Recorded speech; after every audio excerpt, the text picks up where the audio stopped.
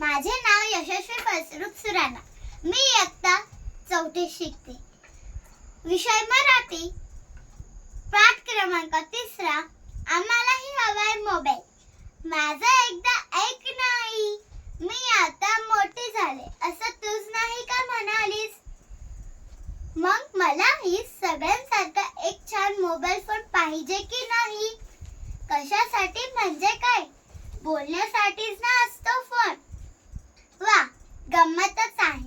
ताईने मागितला की लगेच मिळतो फोन. दादा तर कॉलेजला सुद्धा नेतो त्याचा फोन. बाबांकडे 2-2 मोबाईल असतात आणि आम्ही मागितला तर म्हणे गरज काय त्याची.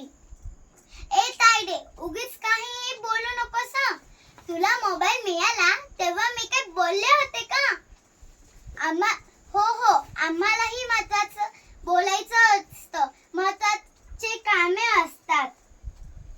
आई, पुढल्या महिन्यात माझा वाढदिवस येतोय. आई, पुढल्या महिन्यात माझा वाढदिवस येतोय. मित्र-मैत्रिणींना पार्टीसाठी बोलवायला किती मज्जा येईल बरं ना. अरे, उद्या संध्याकाळी माझी बर्थडे पार्टी घरीच आहे गच्चीवर. तू जरा लवकर येशील ना? गुड. अगं, खूप धमाल करू.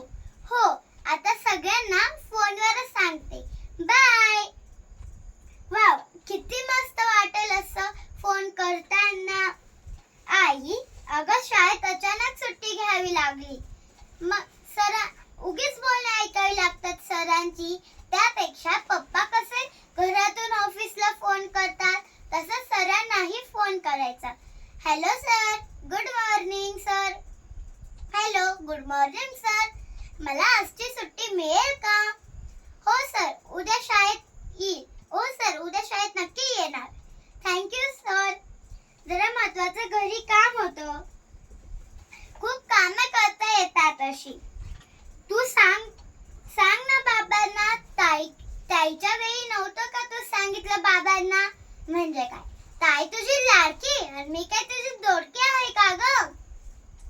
अगं, तुझ्याकडे नसला की मलाही नकोय का मोबाईल? अगं, माझा मोबाईल आला की आपण दोघे मिळून वापरू. नक्की. आजी, तू नको आईला राहूस. काय म्हणतेस? तुम्हा मुलांना मोबाईलवर बोलण्याचं भानच नसतं.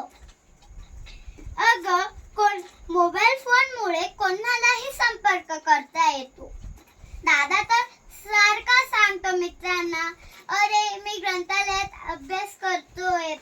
तू म्हणते ते खरं, पण मोठी माणसं करतात असं. आम्ही मुलं नाही करणार. देऊन तर बघा